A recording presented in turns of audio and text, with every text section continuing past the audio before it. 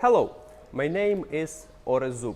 I'm originally from Ukraine, but at this very moment you see the current video being filmed in Zagreb, the capital of Croatia.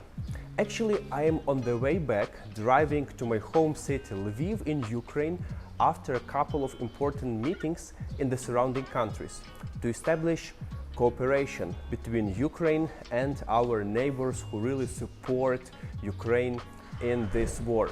So being in Croatia is very symbolical, because this country not long time ago also was living through some harsh period in their recent history fighting for independence. So I stopped in Zagreb to study a little bit more about those crucial events and understand better what was actually happening in Croatia during its war for independence. Please meet Hrvoje, my local friend in Zagreb. Actually, amazing t-shirt. As I understand, you are the political scientist here. So it will be very interesting to have the perspective on Ukrainian war from Croatian experience. Could you tell us, please, very briefly, yes, about basic information about the war in Croatia that happened here in the beginning of the 90s? At the beginning, very beginning of the 90s, we have the dissolution of Yugoslavia, and Croatian decided to go to the road for independence. And during that time, we experienced the Serbian aggression to Croatia. At the very beginning, we didn't have a military. We were trying to defend ourselves, and it was very bitter war with a lot of civilian casualties. And Croatian people were trying to fight as much as they can, and the war has lasted for 4 years, basically, until we finished. So you remember those times, right? Yeah, absolutely. How old were you back then? I was around 16. I was just thinking of what can I do? I mean, I was thinking, should I join the military? But I was too young for that. I understand, when your country is fighting for independence, every single person is engaged. Somebody is, of course, holding the armor and being on the front line. Somebody is into logistics. Somebody is into representation. Somebody is into media, which is actually the front where I am actively participating, and also staying here in Croatia. I take some humanitarian aid back home, so let's approach our car. I'm going to show you what I'm bringing actually back. Wow. So we've got here different sleeping bags, then there is some another more interesting things for Ukrainian soldiers hidden deeper inside. And yeah, that's how it works. I really see a lot of things in common between Croatians and Ukrainians, between Croatia and Ukraine. So first of all, the tribe of white Croats, Bili Hrvate, are originating from western Ukraine, not far from my native city Lviv, and later they contributed to the forming of a modern nation of Croatia. Also during the Austro-Hungarian period, Lviv and Galicia, the western part of Ukraine, were in the same country with Croatia within the Austro-Hungarian Empire. Our language is very similar, right? Absolutely. So we speak Slavic languages, and also I am able to manage myself in Croatia simply by talking Ukrainian slowly. So, it doesn't really feel like abroad for me, to tell the truth. Yeah. Wow. But also, in terms of when you were talking about the relationship between Croatia and Ukraine, Ukraine was the first country that recognized Croatia. So, and this is why we have this type of passion in terms of understanding what is going on with this war in Ukraine, because we were in a similar situation. Even in terms of international relations, we were in a much worse situation because we were not recognized. Ukraine is a recognized country, but is facing much stronger enemy. So in that sense, there are many similarities why the people in Croatia feel compassion for what is going on right now there. And what fascinates me and really inspires is how Croatia managed in those difficult circumstances to resist, protect their own territory, and actually to become much more successful country from economic standpoint than Ukraine. So this is like really great inspiration, and we learn a lot from you, I must say.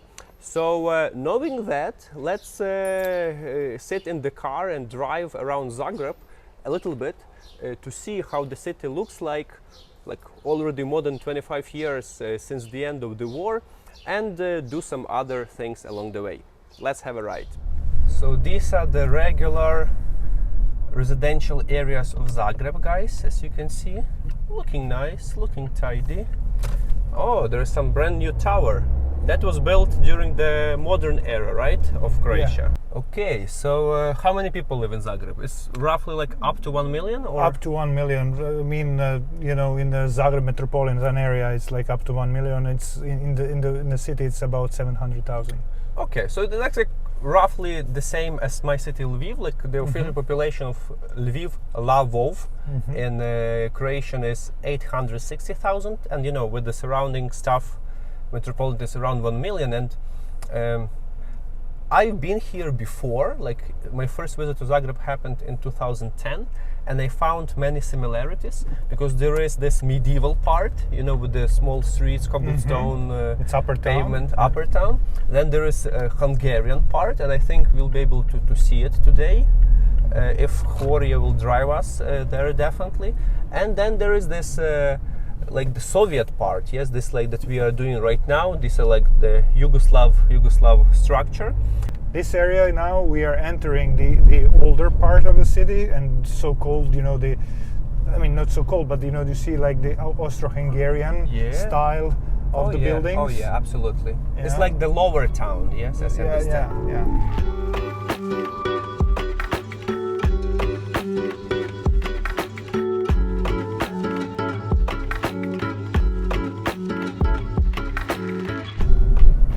Now this is like the center of the city, like the downtown. Okay. Since, like, let's come back to the things that are in common between us. And as a political scientist, you probably follow the events in Ukraine. You probably have your opinion on many different things. What can you tell as the person from Croatia who knows something about the politics about the war in Ukraine? Well, first of all, you know, when it started, it was hard to watch because it seems to majority of us, at least in my case, but I know the people that I was talking with, that, you know, that it was a kind of PTSD for us, kind of, you know, like returning things that we already almost forgot, you know, what was happening in Croatia. So in that respect, we have this feeling that this is something very similar. What was going on? This Russian invasion. It's basically the aggression to the sovereign state, denying, you know, the sovereign state the ability to have its own path in the future, and it's terrible. And for me, it's like. I was thinking, you know, one of the first things that I was thinking is like, you know, starting the war in 1939, you know, like without being aware that this is going to become like a global war. So yeah, very, very bad in that terms. Yes, and also the scale of our war is simply massive. Yes, if we compare Croatian War of Independence, we've got like what, 8 million Serbian population, 4 million Croatia, is like a little bit like 12 million people in total directly involved. In Ukraine, we have almost 200 million directly involved, with the population of Russia being 145 million, Ukraine another like 44 million people, plus the diaspora. Is like, it's a massive military conflict, right? Which directly affects not only the situation in our countries, not even the part of Europe, it actually, the future of the world is being decided now in Ukraine. Yeah, exactly. I mean, it's a little bit different, of course, because at the time they were saying that the Yugoslav army was like the fourth strongest in Europe, but still, it's not like the superpower. It's not the nuclear power like Russia. So the stakes are different.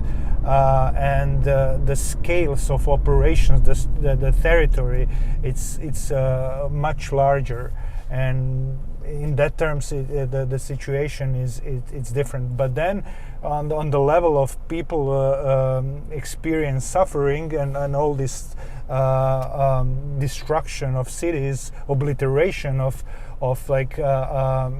people, villages, and the places where they live.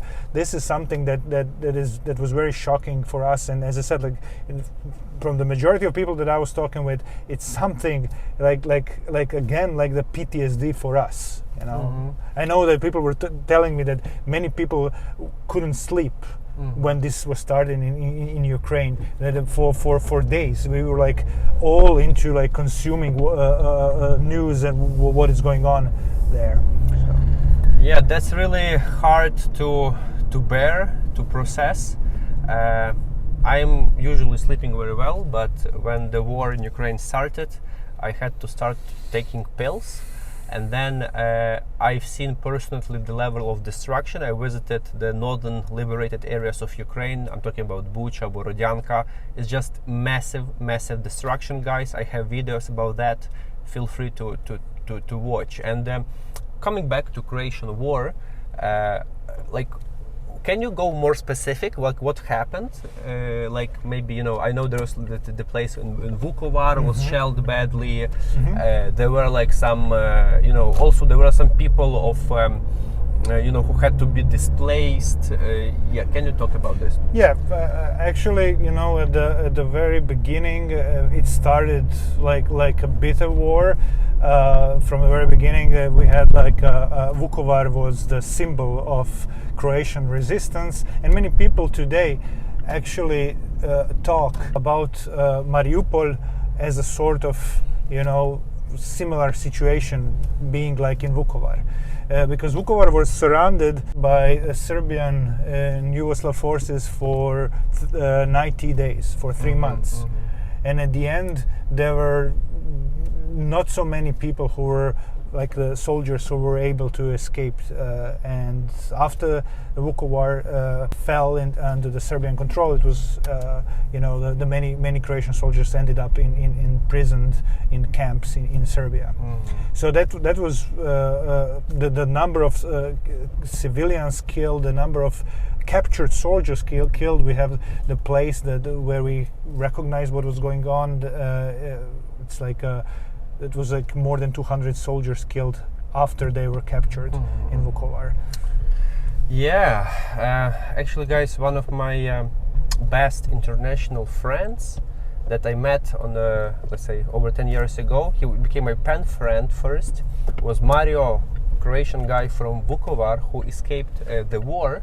So that place also sits deep in my heart. And I hope someday to visit Vukovar, maybe on my other trips, visits to Croatia. And also, it's a symbol, but also, like, just want to compare the scale. Mariupol had a population of almost 500,000 people.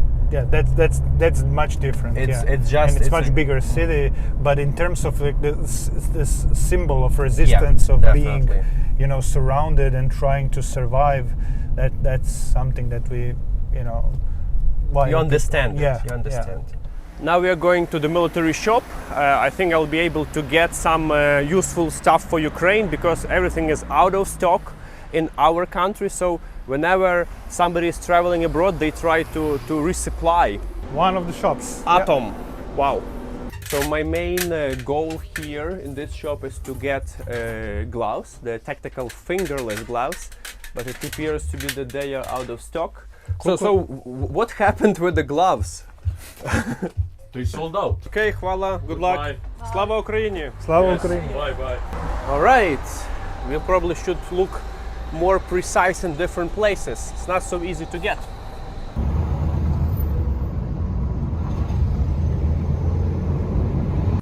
Oh, so looks we are more lucky in different shop. Yes, we found those. How many you had, you told? Koliko imate? 4, samo malo. Medium 3, large 4, and XL 3. Okay, I take everything. 10. Yes, Okay. take everything. Or Wow, medium. This is medium, yeah? Yeah. Okay. This is something. It doesn't look like, you know, you can equip the entire military unit how I did before, but that's the reality of acquiring things now, because everything is out of stock, and you just have to, you know, buy from different shops a little bit, and eventually this makes the impact, because everybody is actually participating, and if we manage to find something here, then another shop and another, and that's just the reality, how it works, and I'm just a small example of this entire movement of people who are supporting our army, guys. That's how it is. So you should also participate if this war is important to you.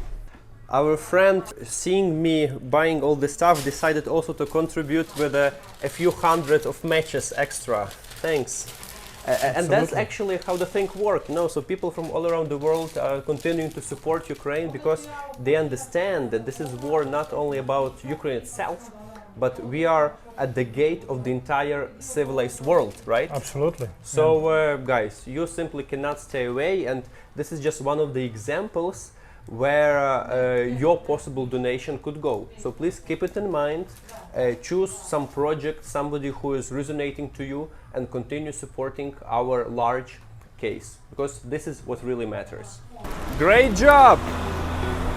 The bags are full. Slava Ukraini! Slava Ukraini!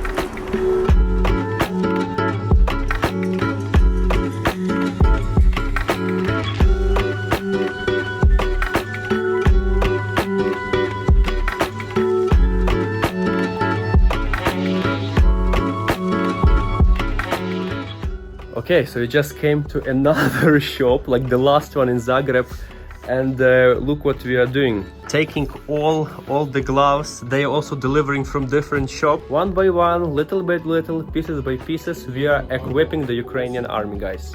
Okay, I see you have the Ukrainian flag even here. Very well. Hvala, hvala, hvala.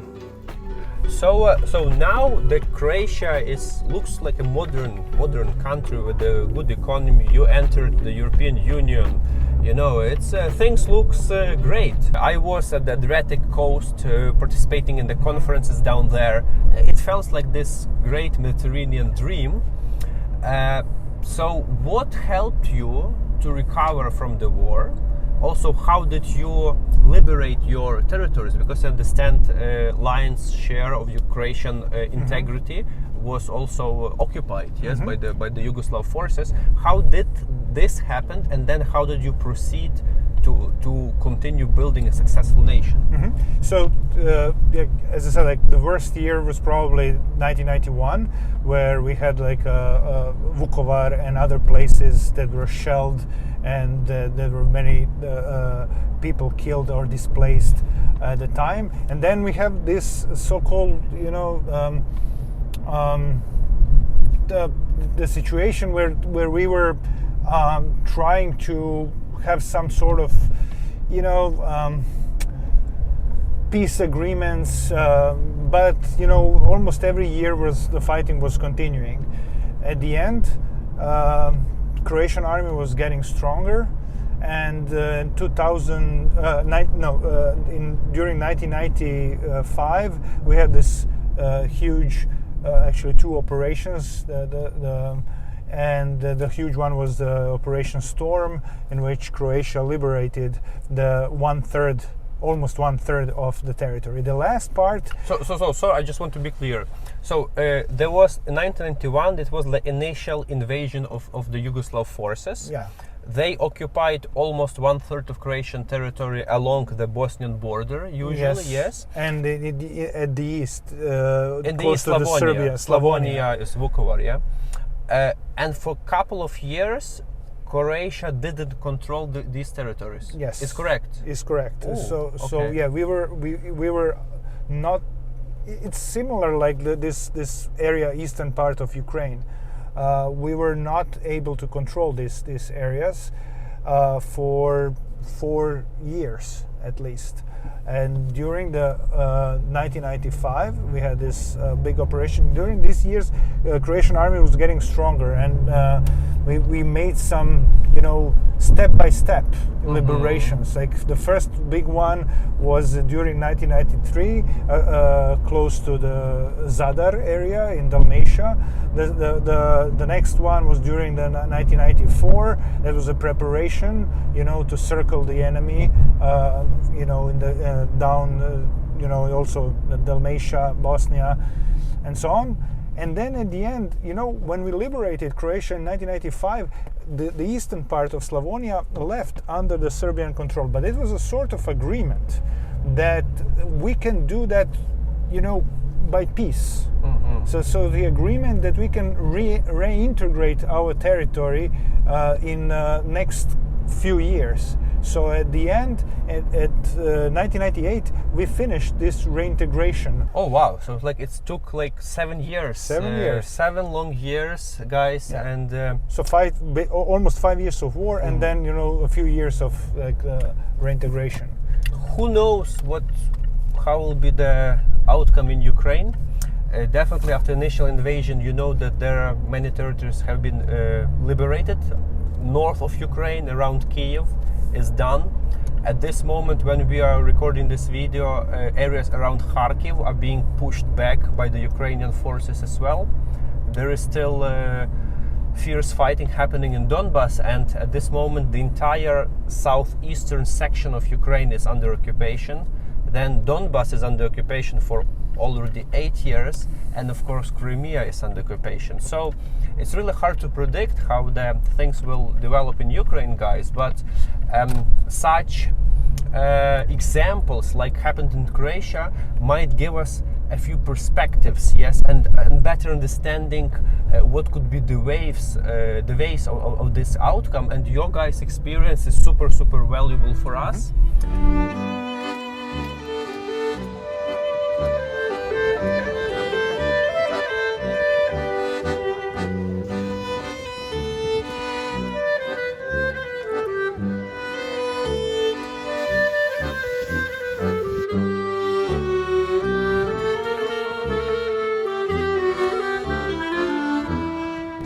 Currently, lion's share of Ukraine is under Russian occupation, south and east. Україна! Добрий день. Ми з України! Hrvatska za Ukrajinu. Отак! Україні! Слава Україні! Опа! Croatia warriors, Vukovar. Sve najgore, vojna mirovina, military. Oh wow! Ranjen pet puta.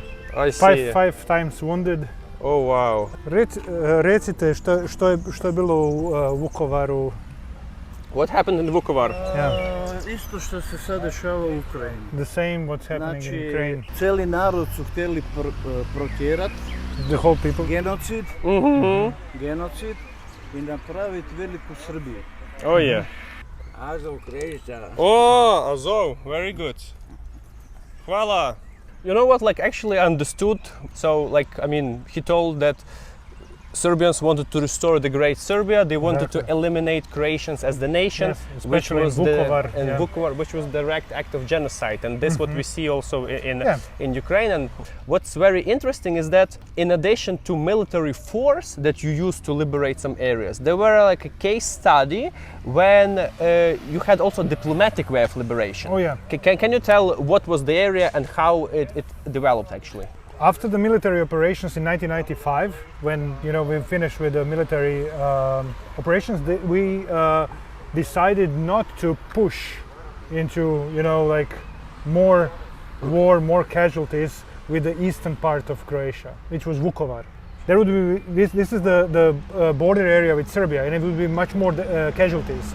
So it was the advice of the international community, basically to start the process of the so-called peaceful reintegration of the territory. So during this time of from 1995 to 1998, they were kind of not forced, but they were in the process of coming back or regaining back toward the Croatian territory. The thing is that there was a lot of international international community efforts to do that, to make these agreements. And after 3 years of this kind of, step by step closing of, views, they came back after this. They came back to the Croatian sovereignty. The war criminals were prosecuted, those who didn't escape to Serbia, but on the rest of the people will continue their lives in Vukovar. This is only possible when firsthand you had the military successes, right? Yes. You need to prevail military, and only after that you are standing on a winning point to dictate your diplomatic push. Absolutely. So we will see how it will be in Ukraine. Definitely before any types of negotiations, it's super important to push further as much as possible, to be on the much more possible winning positions. Yes. I also had a chance to meet my pen friend Ilya Jandrić. Hello. Jandrić. So you were one of the first international journalists who actually contacted me. Yeah. When the war in Ukraine started. We had the interview online, and here we are meeting live each other. So that's a real pleasure. Thank you. It was my pleasure too. Welcome to Zagreb, absolutely. to Croatia. Yes, and I'm about to leave Zagreb soon, back to Lviv. I'm really impressed how Croatia is doing well, and it's a great inspiration for many Ukrainians. And once the war is over, we will have to rebuild our country. We will have to continue integrating into the European Union and other international institutions. So could you share what were the first steps in Croatia after the war was finished, which helped you to proceed? Our war was a long time ago, 30 years ago. And it was different from Ukrainian because at the beginning we were fighting for independence. Yugoslavia was dissolving and we wanted to be an independent nation, but we were not still recognized internationally. So we had these rebels, ethnic Serbs in Croatia, with the help of Yugoslav army fighting against Croatia. So in 1998 the whole Croatia was integrated in its own borders under Croatian authorities. After that we had our process of democratization because in 1999 and 2000 we had general and presidential elections, and the opposition came to the power and they opened more to the West. So the process of integration with European Union and NATO started. But it took us a very long time.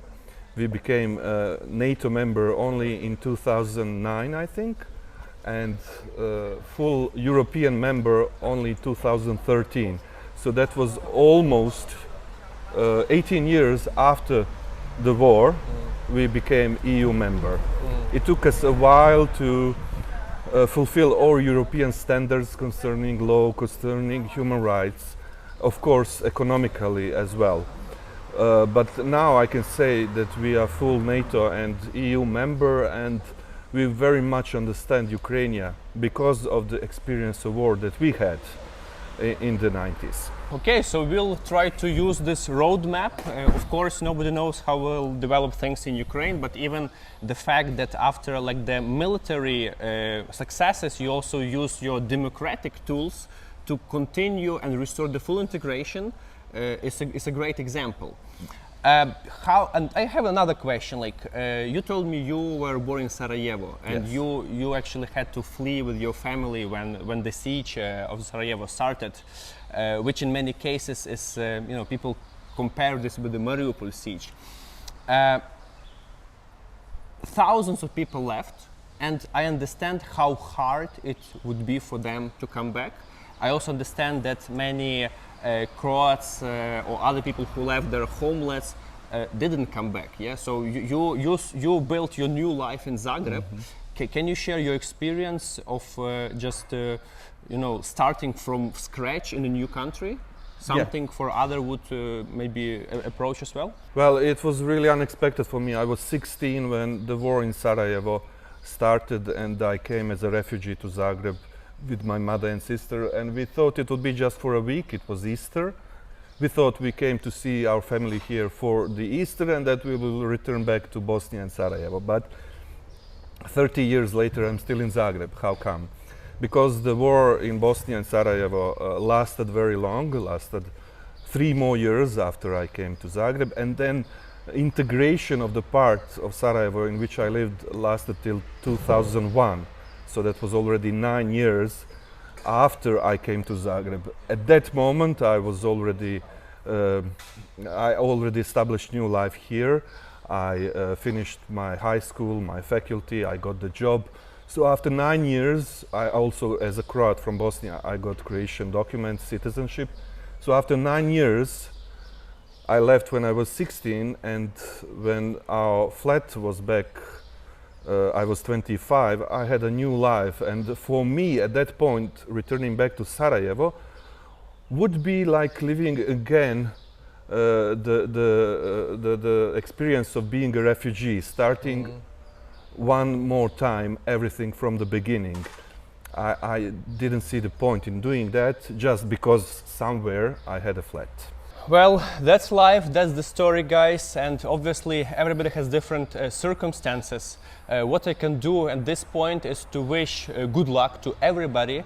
Obviously, I'm staying in Ukraine. Now I'm coming back home to Lviv, in Croatian Lvov, and continue participating in our resistance. And obviously I would like to encourage every Ukrainian to use their options, and with the priority to come back home, notwithstanding of the location where this war brought you. So I wish you good luck. Thank you for inspiration as well. Thank you, stay strong, and Slava Ukraini. Heroyam Slava.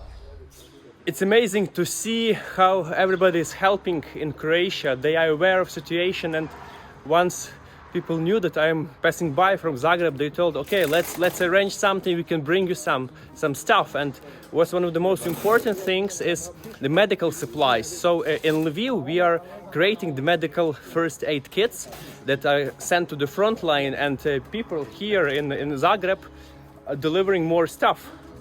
So this is the storage in Velika Gorica, not far from Zagreb, and you see they are giving me something. The organization is Dobro Dobrim Dodok Hrvatska, and they are specializing in providing help to Ukrainians.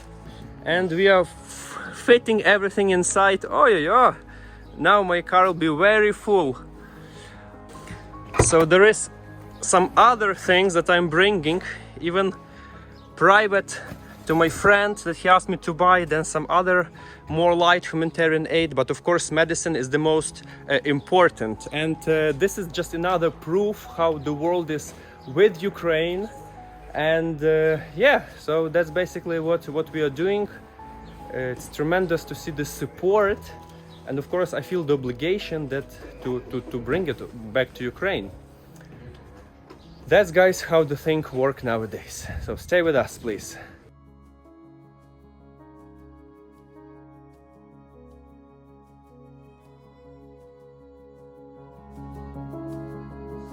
Okay, so this is Mr. Senat, the president of Dobro Dobro. Hvala, дуже дякую.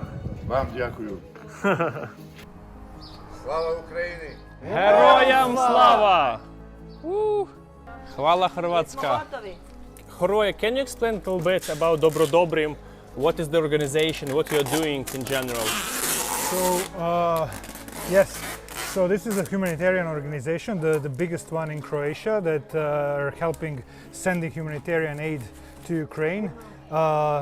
Yesterday we sent a big truck, 20 tons of food and other supplies, medical supplies to Ukraine.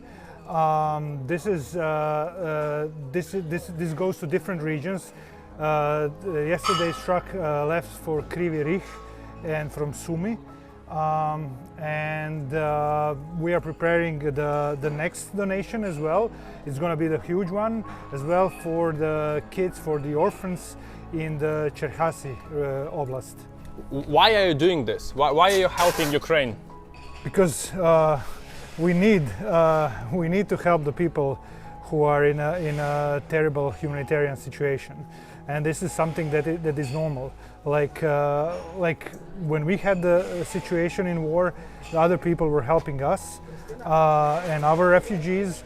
So we are helping the Ukrainians here in Croatia, and as well we are helping the Ukrainians in Ukraine as much as we can, as this is a humanitarian work, and this is what humanitarian work has to be. Hvala! Thanks a lot, my friend. And guys, follow the link below and learn more about Dobro Dobrim organization. Amazing. Thanks for watching, guys. If you think this what our team is doing is valuable, please consider to support us. Just follow the link below, and there are a few options provided how you can do so. And in the meantime, we are coming back home to Ukraine. See you in the next videos. Good luck!